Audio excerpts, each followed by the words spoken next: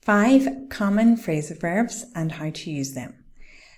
Today I'm going to look at 5 quite common phrasal verbs that we use in work and in real life and give you different uses and examples of them. Let's go. The first one is fill in.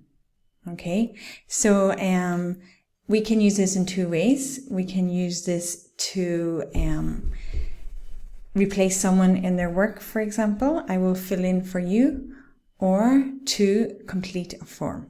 Okay, so the second one is to bring up, again in 2 ways. To bring up your children is to raise your children, and to bring something up in a conversation is to introduce a topic into the conversation. Okay, so you do this in an active way. The next one is to come up. This means that something is introduced in a passive way into the conversation.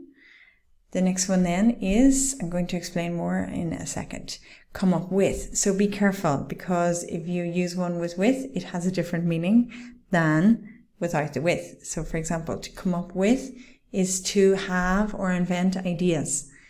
Come up with a plan, come up with a device, come up with themes, for example. Okay, and then finally to break up, and to break up with somebody. This is to finish a romantic relationship. Okay, so let's look at them again and come up with some examples. Come up with. So the first one, to fill in a form, fill in for someone when they go off on leave on work. Okay, bring up, we said, was to introduce a topic or to raise children. For example, I bring up my children to be polite, and I must remember to bring up the topic of annual leave in the next meeting.